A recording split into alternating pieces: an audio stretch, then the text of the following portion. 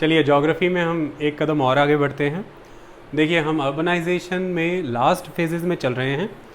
इसमें हम problems and solution की सीरीज़ कंप्लीट कर रहे हैं। इसी सीरीज़ में आज हम एक और लेक्चर डिलीवर करने जा रहे हैं। बहुत ही कॉम्प्रिहेंसिव लेक्चर होगा।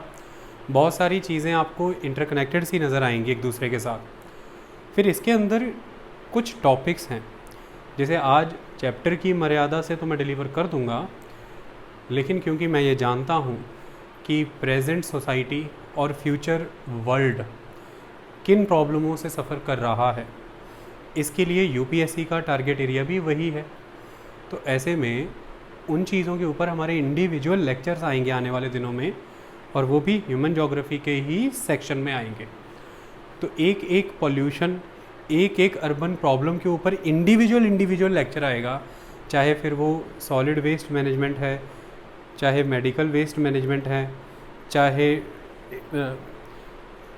कंस्ट्रक्शन वेस्ट मैनेजमेंट है, चाहे बायो माइनिंग की टेक्निक है, चाहे वो अर्बन प्लानिंग है, चाहे वाटर है, एयर है, बी इट एनीथिंग, सबके ऊपर इंडिविजुअल लेक्चर आएंगे हमारे आने वाले दिनों में। आज हम उसे कंप्लीट चैप्टर के सेंस में आपको इंटीग्रेटेड वे में कवर करा देंगे। देखिए अर्बनाइजेशन, शुरू से ही urban areas skills, knowledge, learning centres, innovations, political centres, commercial and trading centres के तौर पर जाने गए हैं। ऐसा माना गया है कि इकोनॉमिक ग्रोथ के एक इम्पॉर्टेंट इंजन के तौर पर जब से मानवता का विकास होना शुरू हुआ, जब से सभ्यता विकसित हुई, तब से शहरीकरण एक बहुत बड़ी बात है। शहर को विकास से जोड़ करके देखा जाता रहा। ऐसे में उससे जुड़ी हुई कोई समस्याएं भी हैं जो समय समय पर उभरती रही हैं, और आज भी हम उन्हीं समस्याओं के ऊपर जिक्र कर रहे हैं। पीछे इन्हीं समस्याओं पर हमारे अर्बनाइजेशन प्रॉब्लम एंड सोल्यूशन पे लेक्चर्स आ भी चुके हैं। देखिए आज अगर आप पूरे वर्ल्ड को देखें तो world developing and developed in दो सेक्शंस में बटा हुआ है। इसमें से अगर हम डेवलप्ड वर्ल्ड की बात करें तो वहाँ पर जहाँ आपको लगभग एक समान विकास के दर पर चल रहे हैं शहर, यानी कि इक्वल रेट पे ग्रो होते और ऑलमोस्ट इक्वल लेवल की अर्बन डेवलपमेंट के साथ एग्जिस्ट कर रही सिटीज़ थोड़े थोड़े डिस्टेंस में मिल जाती हैं और आपस में एक दूसरे के साथ कनेक्ट हो करके एक अर्बन एग्लोमरेशन को जन्म देती हैं। वहीं डेवलपिंग वर्ल्ड में, क्योंकि यूरोपियन कॉलोनियलिज्म से डेवलपिंग वर्ल्ड जूझता रहा है, ट्रेडिशनल सोसाइटीज़ बहुत इम्पॉर्टेंट रही हैं क्योंकि सिविलाइजेशंस काफ़ी पुरानी थी। ऐसे में इन डेवलपिंग कंट्रीज़ में आपको ये नज़र आएगा कि ड्यू टू कॉलोनियल स्ट्रक्चर जो रिसोर्सेज इस डेवलपिंग कंट्रीज़ के थे और जो पोटेंशियल था इन डेवलपिंग कंट्री की लेबर का, इंडस्ट्री का, ट्रेड का, कॉमर्स का, उसका बेनिफिट इन कंट्रीज़ को ना मिलके उन कंट्रीज़ को मिला जो इन कंट्रीज़ पे रूल कर रही थी। यानी कि कॉलोनियल मास्टर्स को तो बेनिफिट मिला, लेकिन जो कंट्रीज़ पे रूल किया जा रहा था उन्हें अपने ही इकोनॉमी का बेनिफिट नहीं मिला। इसकी वजह से जिन सिटीज़ को उन कॉलोनियल मास्टर्स ने अपना सेंटर बनाया अपने लिए बेनिफिट डिराइव करने के लिए, उन्हीं सिटीज़ में जो थोड़ा बहुत इंफ्रास्ट्रक्चर, जो थोड़ा बहुत इकोनॉमिक एक्टिविटी हुई, तो आज़ादी के बाद वही शहर फर्दर ग्रोथ की ओर बढ़े, जो कि बहुत ही लिमिटेड थे, जो एक तरह से पॉलिटिकल सेंटर्स थे, जो कैपिटल सिटीज़ थी, या कुछ बंदरगाह थे, पोर्ट सिटीज़ थी, या इम्पॉर्टेंट ट्रेडिंग रूट्स पे आने वाली सिटीज़ थी। और यहाँ से प्राइमेट सिटी का कंसेप्ट डेवलप हुआ कि आपको प्राइम सिटी कल्चर नज़र आता है कि जो फर्स्ट रैंक की सिटी है उसका साइज़ उसके इमीडिएट सेकंड रैंक सिटी से लगभग दुगना है। तो इस तरह से जहाँ एक तरफ डेवलप्ड वर्ल्ड में अर्बन एग्लोमरेशन दिखता है, वहीं डेवलपिंग वर्ल्ड में आपको प्राइमेट सिटी कल्चर नज़र आता है। दोनों ही अपनी तरह की समस्याओं से जूझ रहे हैं, लेकिन दोनों में जो मैंने प्रॉब्लम्स यहाँ वाइट बोर्ड पे लिखी हैं ये नज़र आती हैं। कैरेक्टर अलग हो सकता है लेकिन समस्याएं दोनों में एग्जिस्ट करती हैं। आज शहर किन किन समस्याओं से जूझ रहे हैं उसे इंट्रो में ना बता करके मेन बॉडी में डिस्कस करते हैं, यहीं से क्लियर हो जाएगा। सबसे पहला एस्पेक्ट है एक्सेसिव साइज़। देखिए आज शहर बहुत तेज़ी से, एक वर्ड बहुत इम्पॉर्टेंट एग्जिस्ट करता है, ख़ास तौर पर अगर आप डेवलपिंग कंट्रीज़ के बारे में ये कहें तो इसे कहा गया है रैपिड अर्बनाइजेशन। बहुत रैपिड अर्बनाइजेशन हो रहा है डेवलपिंग वर्ल्ड में। और अगर आप डेवलप्ड वर्ल्ड की भी बात कहें तो उनकी भी सिटीज़ बहुत ही ह्यूमंगस साइज़ अचीव कर चुकी हैं। अब जब मैं ह्यूमंगस साइज़ की बात करता हूँ तो इसमें मैं कौन से दो कंपोनेंट कवर करता हूँ? इसमें मैं पहला कंपोनेंट कवर करता हूँ पॉपुलेशन का, और दूसरा यानी पॉपुलेशन मतलब कि डेमोग्राफिक, और दूसरा कंपोनेंट इसमें कवर होता है एरिया का। तो सिटीज़ आज की डेट में अगर आप देखें तो बहुत ही ओवर साइज्ड हो रही हैं population wise and area wise. क्यों? आज पूरे विश्व भर में देखें तो वर्ल्ड हेल्थ ऑर्गेनाइजेशन और वर्ल्ड बैंक के डाटा के मुताबिक आज पूरा विश्व 1/2 यानी कि 50% अर्बनाइज हो चुका है, और 2050 तक पूरा वर्ल्ड की 66% पॉपुलेशन अर्बनाइज्ड हो चुकी होगी। यानी कि 2005 तक पूरे विश्व में अगर मान लीजिए कि 100 लोग रह रहे हैं तो 66 लोग शहरों में रह रहे होंगे, सिर्फ 33 मेंबर ही रूरल एरिया में रह रहे होंगे।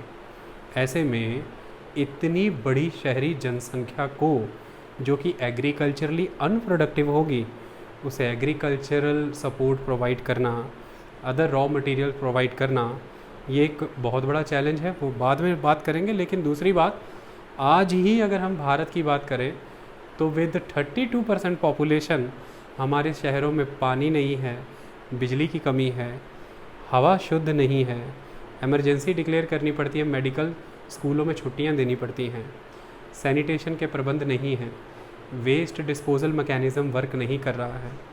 इस तरह के हालात में जब 66% जनता शहरों में रहेगी और समय कितना रह गया है, मात्र 25 साल, तो क्या हम उसके लिए तैयार हैं? ये एक बड़ी बात है। क्यों तैयार होना है वो अभी समझ आ जाएगा। तो ओवर साइज़, जिसे हम सुपर अर्बनाइजेशन फिनोमेना से भी जोड़ करके देखते हैं, जिसमें जनसंख्या तेज़ी से बढ़ रही है, जिसे फिर आप ओवर क्राउडिंग कहते हैं, ये over size is a very big issue. ये क्यों हो रहा है? इसका मेन आस्पेक्ट आज की डेट में ये है कि जब आप डेवलपिंग कंट्रीज़ की बात करेंगे, जैसे मैं उदाहरण इंडिया का लेता हूँ, तो यहाँ पर अर्बन स्प्रॉल नज़र आ रहा है। क्या होता है अर्बन स्प्रॉल? मान लीजिए एक सिटी है और सिटी का अपना एक बिल्टअप एरिया है, और वो बिल्टअप एरिया मान लीजिए सिटी के सेंटर से 10 किलोमीटर का रेडियस है। इसे हम सिटी का कोर कहते हैं। अब हो ये रहा है डेवलपिंग वर्ल्ड में, ख़ास तौर पर जैसे इंडिया है, कि कोर की बजाय जो डेवलपमेंट हो रही है वो कोर से बाहर हो रही है। यानी कि या तो फ्रिंज एरिया में हो रही है, जो जिसे हम अर्बन रूरल फ्रिंज एरिया कहते हैं, पेरिफेरल एरिया में हो रही है, सब अर्बन ग्रोथ हो रही है सब अर्बन एरियाज़ में। तो it is called the urban sprawl. जब सिटी के मेन कोर बिल्टअप एरिया से सिटी से रिलेटेड इंफ्रास्ट्रक्चर सर्विसेज तेज़ी से बाहर की ओर आप बढ़ना चाहते हैं, तो it is called the urban sprawl, फैलाव, इस तरह से फैलना किसी चीज़ का। इस फिनोमेना के तहत अगर हम देखें तो हमें यह ऑब्ज़र्व हो रहा है कि आप तेज़ी से एग्रीकल्चरली फिट लैंड को एक्वायर करते चले जा रहे हैं। अब इसका नकारात्मक परिणाम क्या है? नकारात्मक परिणाम ये है कि ये जो एग्रीकल्चरली फिट एरिया आप एक्वायर करते चले जा रहे हैं, इसमें आपको एक बात का ध्यान यह देना है कि सबसे फर्टाइल और एग्रीकल्चरली फिट एरिया सिटी की इमीडिएट विसिनिटी में ही होता है। क्योंकि सिटी बसती ही तब है, शहर बसता ही इसलिए है कि उस शहर की इतनी घनत्व वाली जनसंख्या को रेगुलर फूड सप्लाई मिलती रहे उसके सराउंडिंग एरिया से। तो वो सराउंडिंग एरिया किसी ज़माने में गांव था, वो गांव सरप्लस प्रोड्यूस करने लगा था, तभी वहाँ शहर बसा। और वो सरप्लस प्रोडक्शन इसलिए करने लगा था कि soil is very fertile, that region is agriculturally fit a region. But for the purpose of the expansion of the city towards the outer limit from the core area, you are very fast grabbing that immediate area surrounding the core, and that area is ultimately related to the agriculture। और आप agriculturally fit area occupy कर रहे हैं, तो इसकी वजह से अब वहाँ पर एग्रीकल्चर नहीं होगा। तो एग्रीकल्चर के लिए अब ढूंढनी पड़ेंगी नए एरियाज़। जो कि एग्रीकल्चरली उतने फिट नहीं होंगे, तो उनमें पैदावार कम होगी। लेकिन शहर बढ़ा ही क्यों है बाहर की ओर? क्योंकि शहर में जनसंख्या बढ़ रही है, तो बढ़ती हुई जनसंख्या नॉन एग्रीकल्चरल एरिया में बढ़ रही है, ऐसे में उनकी फूड की रिक्वायरमेंट तो बढ़ेगी। तो एक तरफ उन लोगों की तादाद बढ़ रही है जो नॉन एग्रीकल्चर में हैं, वो फूड की रिक्वायरमेंट बढ़ा रहे हैं। दूसरी तरफ जहाँ से फूड प्रोड्यूस होना है वो एरिया हम घटा रहे हैं, और उसमें भी हम वो एरिया घटा रहे हैं जो एग्रीकल्चरली बहुत फिट एरिया है। और इन नए एडेड माउथ को फूड देने के लिए वो एरिया ऑक्यूपाई कर रहे हैं जो एग्रीकल्चरली उतना फिट नहीं है। तो फिर we will put more and more doses of fertilizers. तो फिर आप बड़े पैमाने पे फर्टिलाइज़र डालेंगे, उर्वरक, रासायनिक, और बड़े पैमाने पर इंसेक्टिसाइड्स डाले जाएंगे, पेस्टिसाइड्स डाले जाएंगे, ताकि प्रोडक्शन ज़बरदस्त लेवल पर हो पाए। ऐसे में ये चीज़ें जब आप करते हैं तो एक नई समस्या ये उत्पन्न होती है कि जो सॉइल है उसकी क्वालिटी डिटेरियोरेट होती है।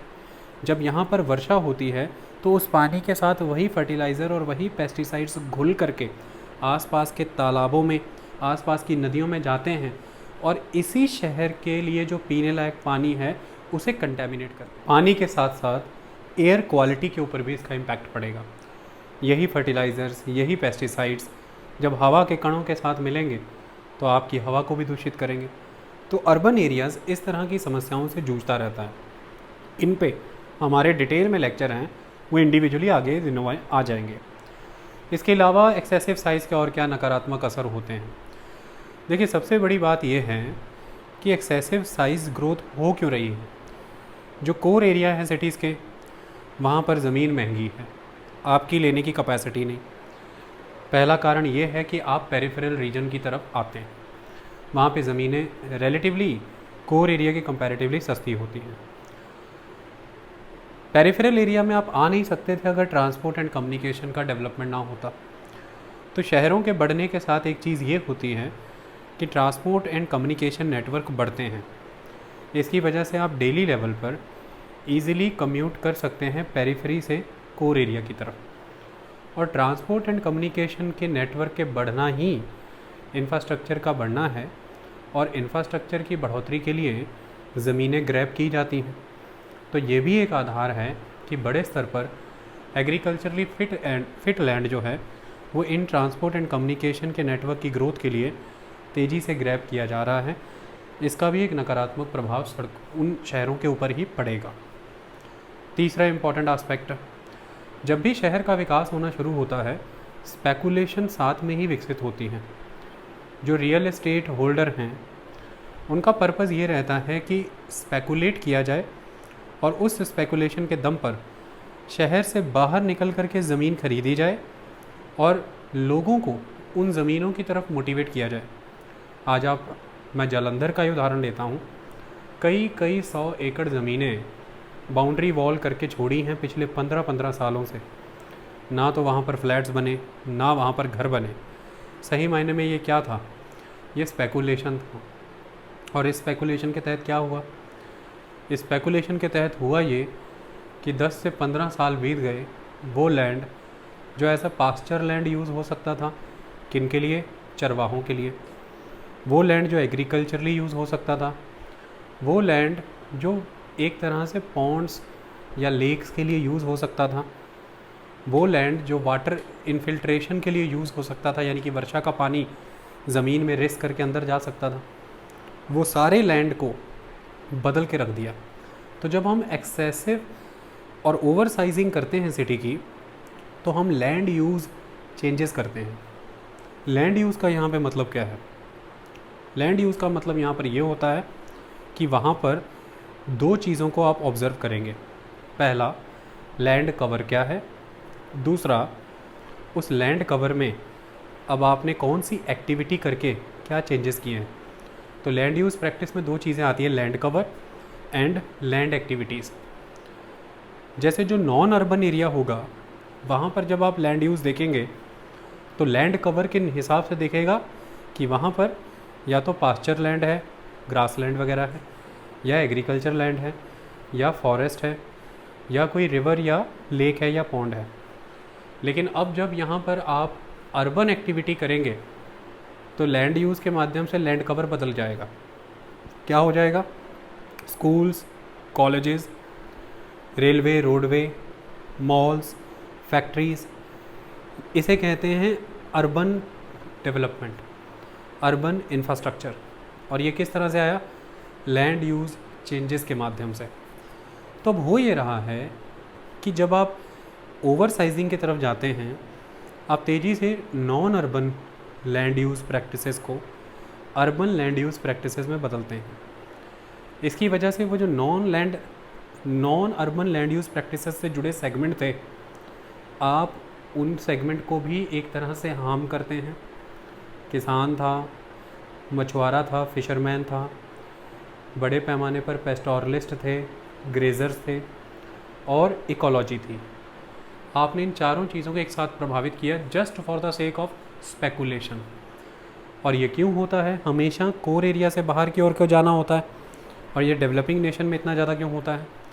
Due to the weak structure of government in the peripheral areas.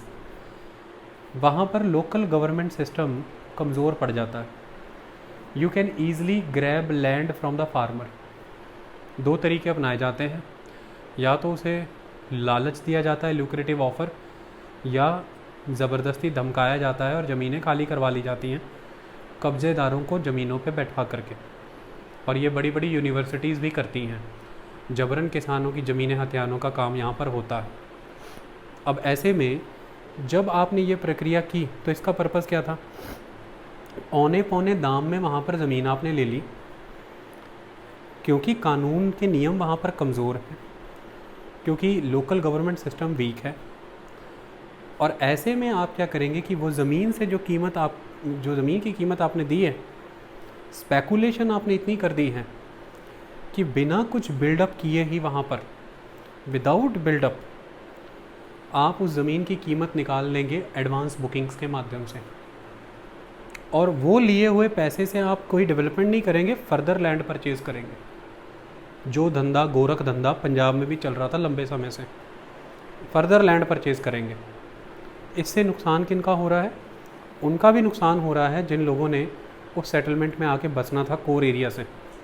उनको घर या फ्लैट्स डिलीवर नहीं हो रहे, जिस क्वालिटी के मानक कहे गए थे उस क्वालिटी पे डिलीवर नहीं हो रहे। ज़मीनें सस्ती हैं, प्रोजेक्ट सस्ते होने का कारण ही ये है कि अथॉरिटीज़ वीक हैं, तो परमिशंस लेने की ज़रूरत नहीं है।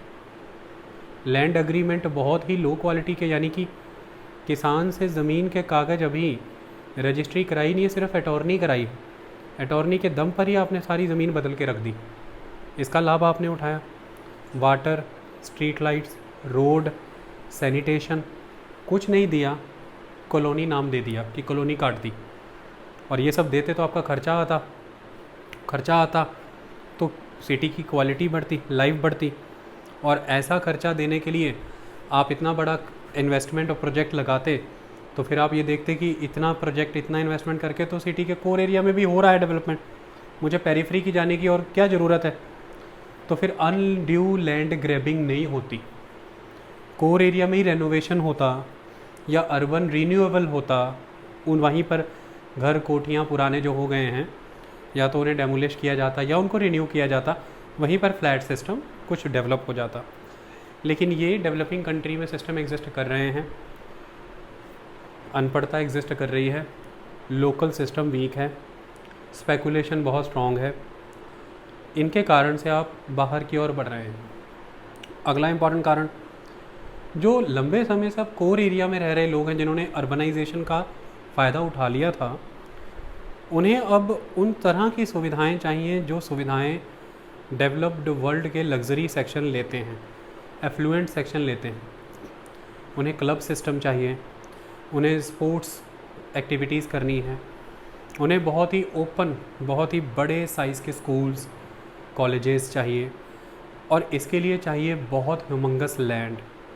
और ये लैंड भी आपको सिटी में पहली बात तो या तो मिलेगा नहीं, और अगर मिलेगा तो ये बहुत कॉस्टली मिलेगा।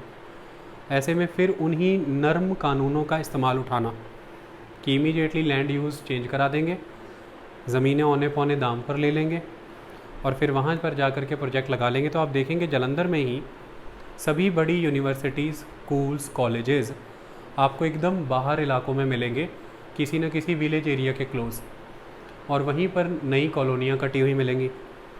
इसके कारण है कि एक तो रोड ट्रांसपोर्ट डेवलप हो गया था, और दूसरा लोगों की मांगें ऐसी क्रिएट होने लगी थी। वहाँ पर हम स्कूल्स को देखेंगे, बड़े बड़े टेनिस लॉन्स वहाँ पर दिखेंगे, बास्केटबॉल, क्रिकेट ग्राउंड, सब कुछ। So they will charge you hefty fees, air conditioning, everything, and you all are sending your children over there because what you are preferring the infrastructure. You are not preferring the level of study. Infrastructure is important because you are somewhere bound by the tradition of the city status, and the city status is somewhere related to the infrastructure. That is the show of culture, that is the exposure culture, and that is what you are trying to maintain. So that's why you are supporting that infrastructure. That's why that infrastructure is being created by the developer. आप उसे support कर रहे हैं, तभी वो develop हो रहा है. तो that is the another reason of the over sizing. तो ओवर साइजिंग की कई रीजंस, और इसीलिए इंडिया में और डेवलपिंग कंट्री में अब एक ट्रेंड देखा जा रहा है, D densification. What do you mean by the D densification?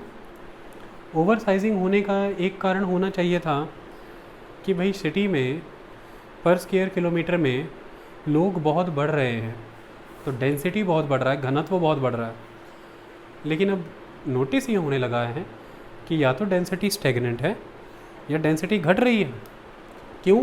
क्योंकि आपने जगह का इलाका बढ़ा दिया ना, तो डेंसिटी घट रही है. इसे डी डेंसिफिकेशन कहा गया है.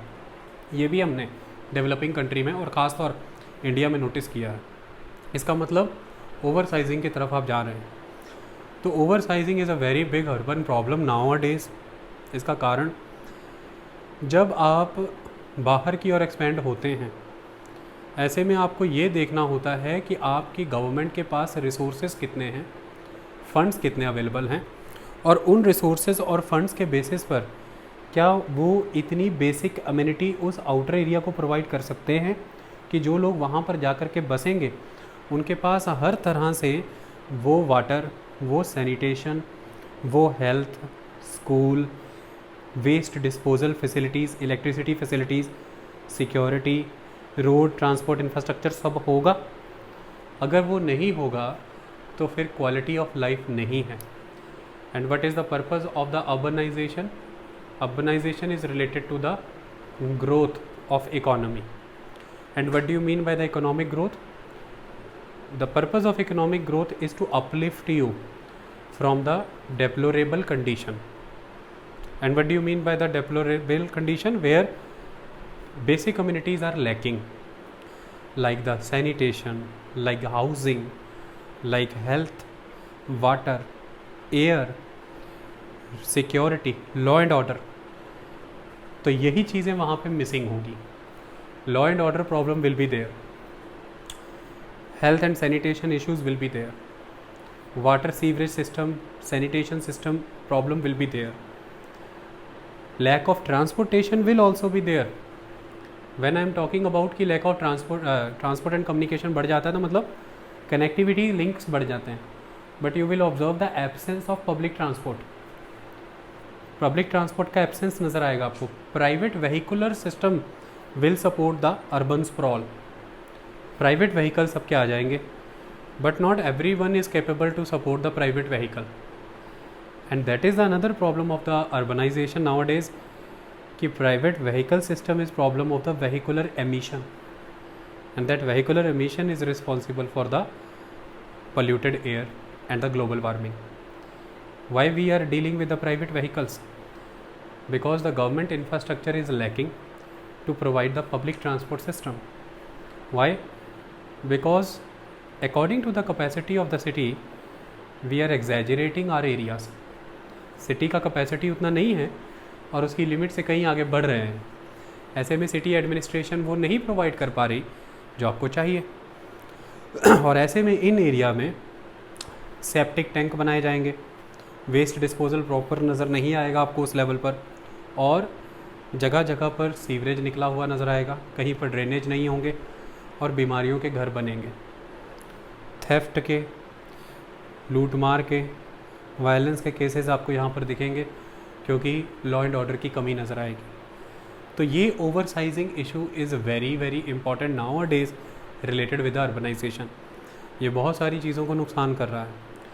उदाहरण के तौर पर जैसे मान लीजिए कि आपने surrounding agriculturally fit area occupy कर लिया, अब उस एरिया की जगह एग्रीकल्चर कहीं और होगा, तो फिर कौन से एरिया एग्रीकल्चर के लिए अपनाए जाएंगे? रिवर का बैंक एरिया। तो रिवर का जो क्लोज फ्लड प्लेन एरिया था उसको तेज़ी से एग्रीकल्चरली फिट किया जाएगा। इससे फ्लड थ्रेट इंक्रीज़ हो जाएगा। दूसरा, the slope areas of the mountain. इससे क्या होगा?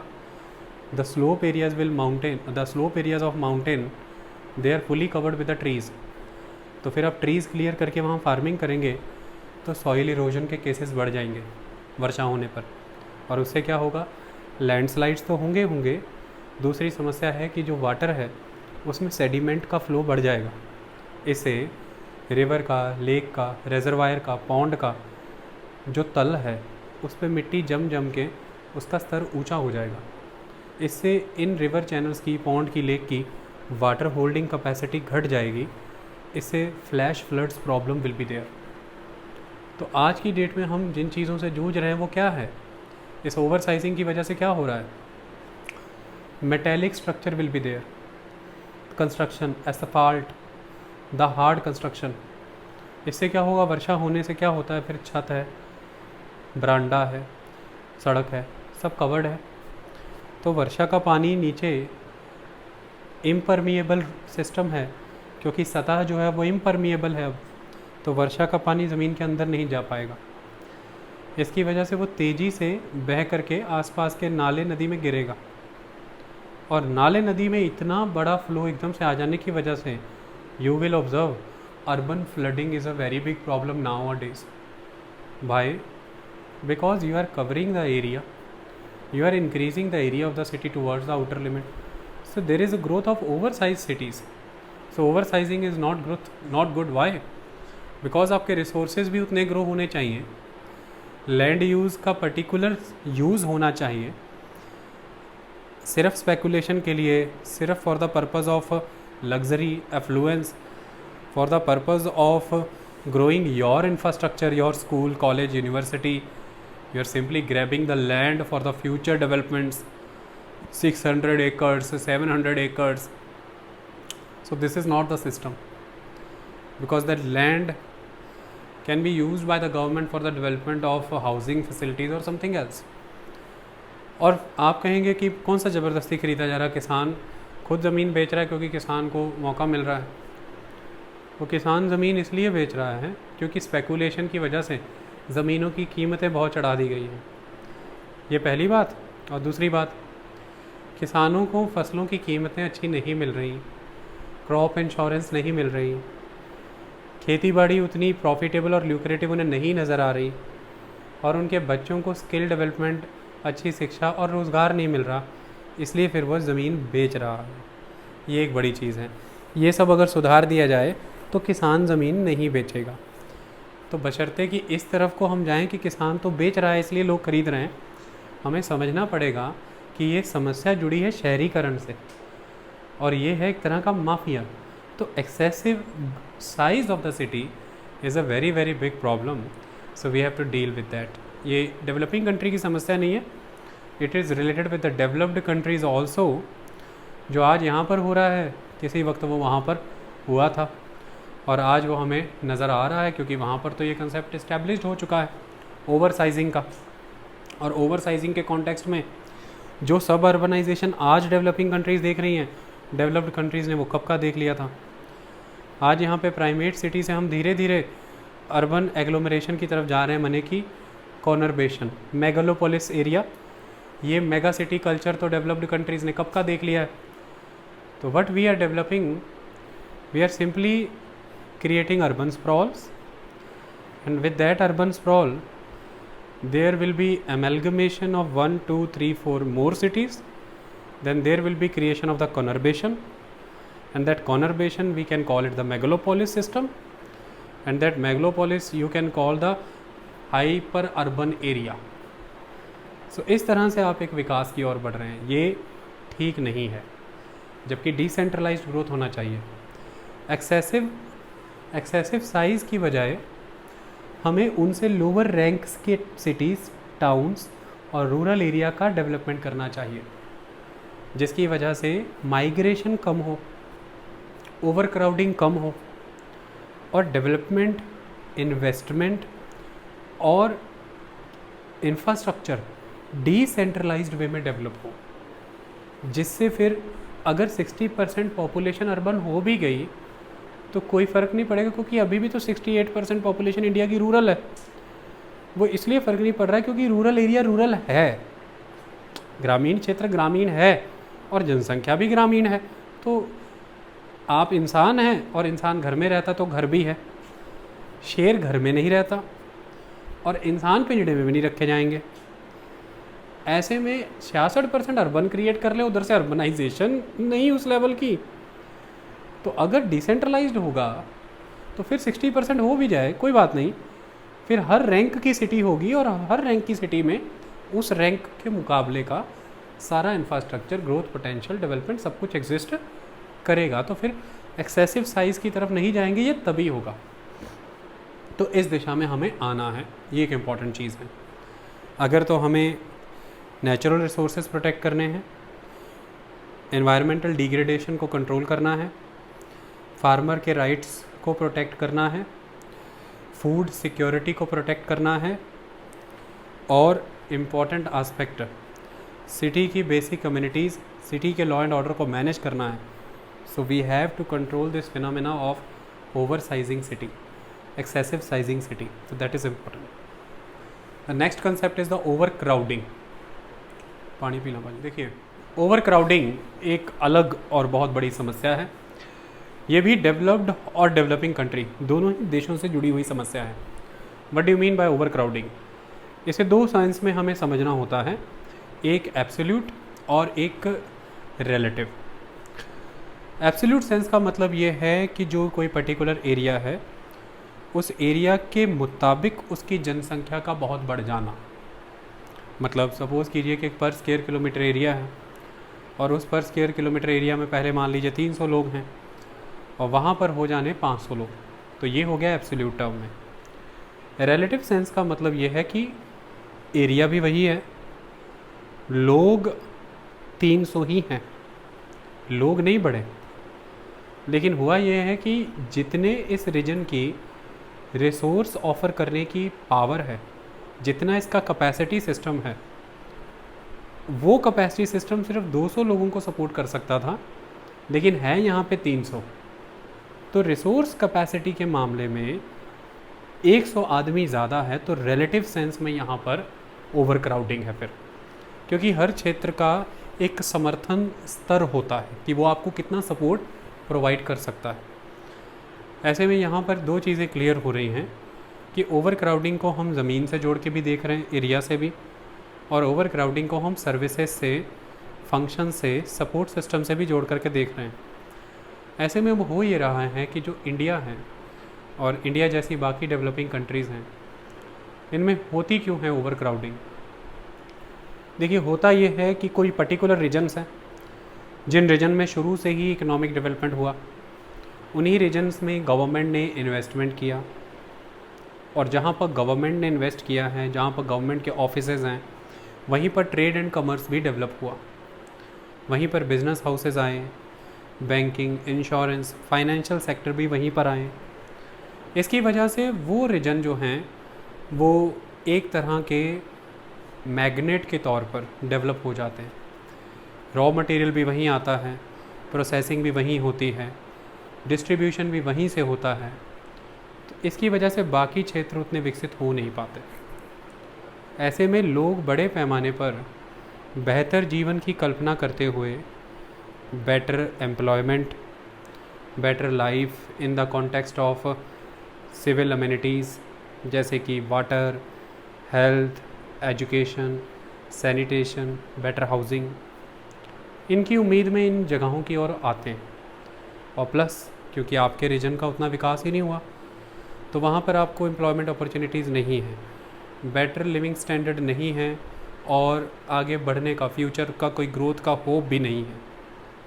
तो वो एक तरह का पुश इफ़ेक्ट का काम करता है।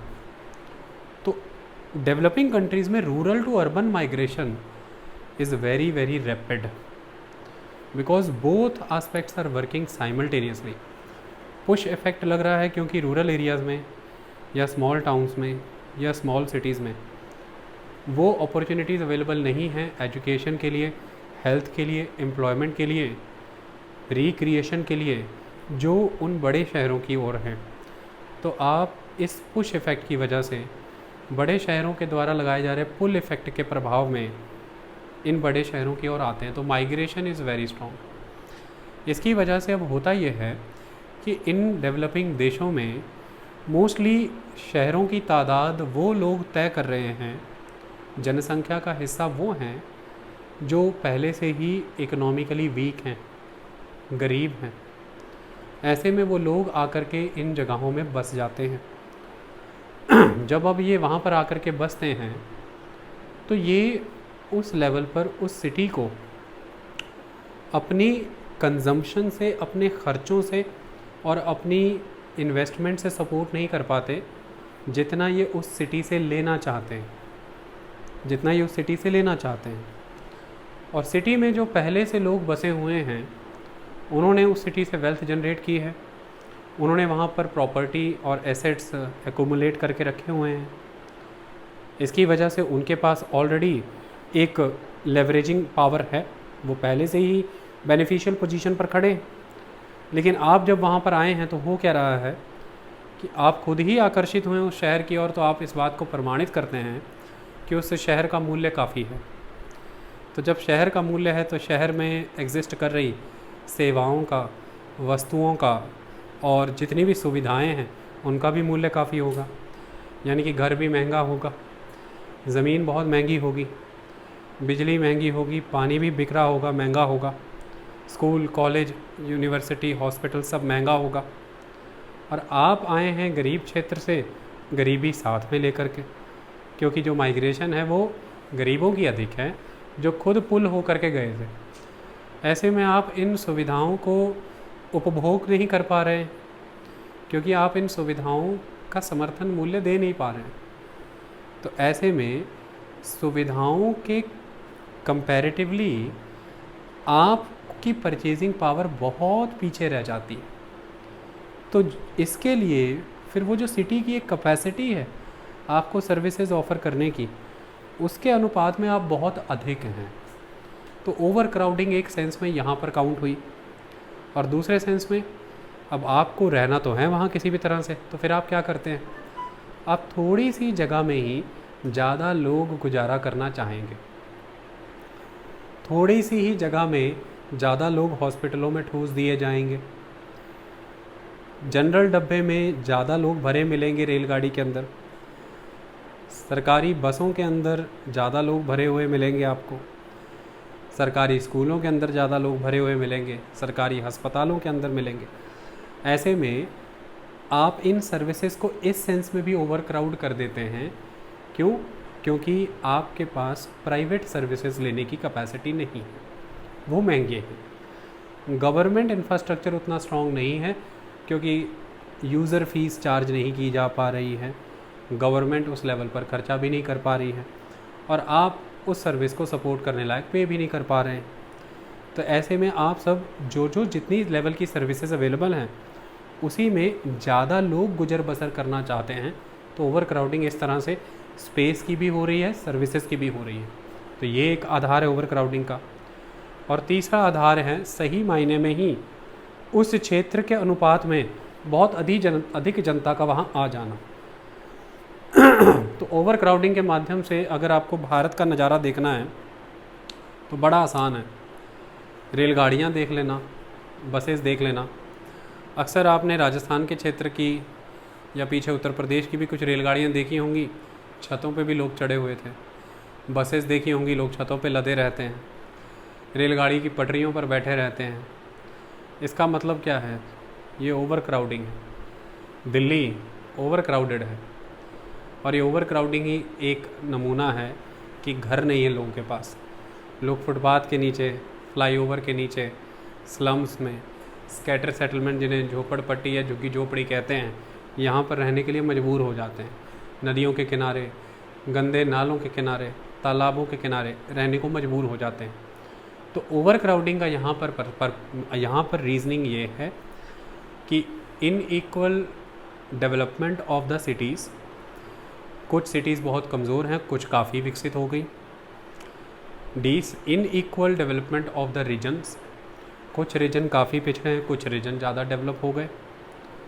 लोप sided development, lopsided investment, lopsided infrastructure, जिसकी वजह से there is a strong movement of the migrant people and those people are migrating to few destinations and those destinations are being encroached by the outsiders, so that's why they are not more than capable to support the new population which is being migrating from the other areas, not capable to support in the context of the land and not capable to support in the context of the services, apparatus and government।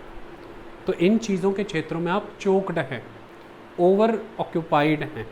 ये एक समस्या देखी गई है तेज़ी से बढ़ते इस अर्बनाइजेशन की। इसके भी कारण कई हैं। एक कारण इसका ये हो जाता है, जो बहुत ही महत्वपूर्ण कारण है, वो ये है कि जब विकास होना शुरू हुआ, उस विकास में आपने क्या किया कि इंडस्ट्री यानी कि सेकेंडरी सेक्टर यानी कि मैन्युफैक्चरिंग और टर्शरी सेक्टर यानी कि सर्विस सेक्टर, यकीनन ही इनका ग्रोथ पोटेंशियल अच्छा है और यकीनन ही ये आउटपुट भी अच्छी प्रोड्यूस करते हैं वैल्यू वाइज, और ये एम्प्लॉयमेंट रेशियो भी इनकी काफ़ी अच्छी है, ज़्यादा लोगों को रोज़गार देते हैं। लेकिन शुरू से ही एक चीज़ नज़र आई कि जब विकास की बात हुई, जब ग्रोथ की बात हुई, तो ज़बरदस्त वे में निगलेक्ट किया गया एग्रीकल्चर को। एग्रीकल्चर के ऊपर उस तरह से कभी ध्यान दिया ही नहीं गया जैसे दिया जाना चाहिए था, वरना ग्रामीण समाज ग्रामीण इलाकों में ही खुश था। क्योंकि अगर वो खुश ना होता तो वो शहरों में आकर के भी अपने कल्चर को, अपने फोक को याद ना करता रहता और कर्जा ले के भी हर 6 महीने या साल पे अपने घर ना जाता। लेकिन आपने खेती बाड़ी को निगलेक्ट किया, प्लानिंग्स में गलतियाँ हुई, आपने माइक्रो इरिगेशन प्रोजेक्ट्स की बजाय मेजर इरिगेशन प्रोजेक्ट्स लगाए, जिसने ग्रामीण क्षेत्र में इरिगेशन को उतना समर्थन नहीं दिया जितना उसने आदिवासी और जंगलात इलाकों के और ग्रामीण क्षेत्र के लोगों को उनके गांव के गांव उखाड़ दिए। तो उनके पास फिर कोई और चारा नहीं था, वो लेबरर वर्कर की तरह शहरों में आ गए। दूसरा, अब ग्रामीण क्षेत्र को बेहतर तरीके से मंडियों से जोड़ नहीं पाए, एग्रीकल्चर को फुल ईयर फेनोमेना नहीं बना पाए। एग्रीकल्चर में एक लंबा लीन सीज़न आ जाता है, बुआई के बाद फिर कटाई के बीच का। ऐसे में हमारे देश में छोटे किसान थे, ज़मींदारी कानून तो आप लाए 1954 में, लेकिन आप पूरी तरह से लागू नहीं कर पाए। इसकी वजह से छोटे किसानों के पास और भूमिहर किसान के पास, जिसके पास कोई ज़मीन ही नहीं है, उसके पास ज़मीन नहीं पहुंच पाई। ऐसे में वो इतने छोटे छोटे खेतों में काम करने के बाद इतने लंबे समय तक फ्री बैठ नहीं सकता, तो इसलिए वो दिहाड़ीदार के तौर पर या मज़दूर के तौर पर शहरों की ओर भागते हैं। पहले छोटे शहरों की ओर भागना शुरू हुए। जब उनके खुद के खेतों में फसलें फेल हुई और उन क्रॉप्स के फेल होने की वजह से जब धीरे धीरे वो निजी शाहूकारों के कर्जे के तले दब करके ज़मीनें उनके अधीन कर गए, तो फिर उनकी ज़मीनें परमानेंट ही चली गई। तो फिर उन्होंने बगल के शहर या बगल के टाउन में जाने की बजाय परमानेंट पलायन किया बड़े शहर की ओर, क्योंकि वहाँ पर उन्हें अपॉर्चुनिटी ज़्यादा दिखी। आज पंजाब भरा पड़ा है, पंजाब के खेतों में अगर वो लोग आकर के बुआई कर रहे हैं, कटाई कर रहे हैं, तो खेती करनी कोई आम बात है क्या? उन्हें खेती आती है इसलिए तो वो कर रहे हैं। तो कभी ये दिमाग नहीं लगाया कि उन्हें खेती क्यों आती है? उनके पास कभी खेत थे, वो चले गए, उनके वो लोग ख़त्म हो गए। ऐसे में अब स्किल तो है उनके पास फार्मिंग का, फार्म नहीं है, तो वो फिर पंजाब, हरियाणा, पश्चिमी उत्तर प्रदेश यहाँ आकर के खेती करते हैं। तो ऐसे में credit system, institutional credit system जिसे हम कहते हैं ढांचागत ऋण सुविधा, ग्रामीण क्षेत्रों तक विकसित नहीं हो पाई। और किसान जो है हमारा छोटा था, वो हमेशा बड़े मनी लेंडर के क्लचेस में ही फंसा रहा, शाहूकार के चक्कर में। दूसरी बात, किसान को उसकी फसलों में परिवर्तन लाने का ज्ञान समय पर नहीं पहुंचाया, जिसे हम कहते हैं कि क्रॉप डाइवर्सिफिकेशन। चाहे खेत उसके पास छोटे भी थे, अगर उन छोटे खेतों में भी वो किसी तरह से वेजिटेबल लगाता, शहद उगाता, रेशम लगाता, कोकोनट लगाता, मसाले लगाता, इस तरह की फसलें लगाता, जैसे आज मशरूम लग रहा है, बिहार में पेपरमिंट लग रहा है, फूल लग रहे हैं, फल लग रहे हैं, तो शायद वो बच जाता। लेकिन क्रॉप डाइवर्सिफिकेशन की ट्रेनिंग नहीं हो पाई, फिर ज़मीनों की टेस्टिंग प्रॉपर नहीं हो पाई, खाद समय पर नहीं पहुंची, सब्सिडीज़ दी गई लेकिन उनका लाभ भी बड़े किसानों को मिला। वो मोटर, बिजली पे चलने वाले वाटर पंप का इस्तेमाल ये कर नहीं सकते थे क्योंकि बिजली खरीदने की हिम्मत नहीं थी। और दूसरी बात, खेतों का साइज़ इतना छोटा था और छोटे होने के बावजूद भी खेत कट कट करके इतनी दूर दूर बटे हुए थे कि ना तो मोटर लगा सकता था और ना ही ट्रैक्टर ट्राली खरीद सकता था, क्योंकि वो पहली बात तो इकोनॉमिकली वायबल नहीं था, दूसरा उसकी लिमिट में भी नहीं था। क्योंकि जहाँ छोटे किसानों वाला देश है वहाँ पर कोऑपरेटिव फार्मिंग करनी पड़ती है, किसानों के एकजुट करना पड़ता है, फिर उनके संसाधन भी एकजुट होते हैं और फिर वो सब मिलकर के एक लोन ले लेते हैं, उस लोन से वो एक ट्रैक्टर ले लेते हैं और वो ट्रैक्टर फिर उन सबके खेतों को जोतता है। लेकिन कोऑपरेटिव सिस्टम नहीं हो पाया, कलेक्टिव फार्मिंग सिस्टम नहीं हो पाया, इंस्टीट्यूशनल क्रेडिट नहीं पहुंच पाया, इरिगेशन सिस्टम उस लेवल का नहीं हो पाया, फर्टिलाइज़र सब्सिडीज़ तो मिली लेकिन फर्टिलाइज़र वहाँ तक नहीं पहुँचे, कृषि में तकनीकी विज्ञान तो कोई आया ही नहीं। अगर ग्रीन रेवोल्यूशन की मैं बात करूँ, उसके बाद कोई अब तक कोई नया टेक्नोलॉजिकल डेवलपमेंट एग्रीकल्चर में बड़ा हुआ ही नहीं। और उस ग्रीन रेवोल्यूशन का भी फ़ायदा कोस्टल आंध्र प्रदेश, कोस्टल तमिलनाडु, पंजाब, हरियाणा और वेस्टर्न यूपी को छोड़ के कहीं और मिला ही नहीं। तो ऐसे में इसकी जड़ में जाना होगा। ये आज जब हम अर्बनाइजेशन की बातें करते हैं और इस समस्या का जिक्र करते हैं ना, तो ये कोई ऐसा नहीं है कि रटी रटाई बातें हैं, घोट के पी ली, 2 पेजेस में समस्याएं लिख दी और 2 पेजेस में ही उनके हल लिख दिए तो आपको समझ आ गया। नहीं, ये गहराई में जाके चिंतन करना होगा कि हुआ क्या है। सही मायने में हमारे देश का जो विकास है वो किया तो 5 ईयर प्लानिंग के तहत गया है, लेकिन उस 5 ईयर प्लानिंग के तहत हुआ ये है कि जो किसानी थी उसे निजी क्षेत्र के अधीन छोड़ दिया, प्राइवेट क्षेत्र के अधीन, और जो मैन्युफैक्चरिंग है, जो सर्विस सेक्टर, बैंक है, इनका सरकारीकरण कर दिया समझो तरीके से। खेती प्राइवेट हाथों में छोड़ दी। फार्मर को बोला भाई कर ले, बीज तुझे दे देंगे, पानी भी चल दे देंगे, फर्टिलाइज़र भी तुझे दे देंगे, लेकिन ये नहीं सोचा वो कैपेबल है उस फर्टिलाइज़र को लेने लायक, वो कैपेबल है उस बीज को लगाने लायक, वो कैपेबल है उस सब्सिडी को लेकर के। उसका लाभ मिला उन 7% किसानों को जो बड़े किसान थे, जो देश की 85% लैंड को ओन करते हैं, और 85% किसान 15% लैंड को ओन करता है। तो ये तो कांड तो पहले दिन से ही हो गया। ये होना नहीं था अगर कोऑपरेटिव फार्मिंग होती, अगर लैंड कलेक्टिवाइजेशन होता, अगर ज़मींदारी कानून प्रॉपर लागू हुए होते, अगर करप्शन प्रैक्टिसेस ना होती, अगर गलत प्लान वर्कआउट ना किए गए होते, जैसे कि बड़े बड़े प्रोजेक्ट लगाए आपने, जंगलात इलाके और खेतीबाड़ी इलाके डूबे, आज वही डैम श्राप बने हुए हैं फ्लड का ख़तरा बन करके, क्योंकि वो भर चुके हैं, उनकी भी लगातार ड्रेजिंग नहीं होती, सफाई नहीं होती है। और मेरा एक सवाल है कि डैम आपने बना लिया, उसमें इतना पानी इकट्ठा कर लिया, डैम के बाद पानी नहरों में छोड़ना था, तो नहरें तो आपने बनाई नहीं थी, तो डैम क्यों बना लिया? ये कैसा दानव बना लिया है जिसके बारे में 3 दिन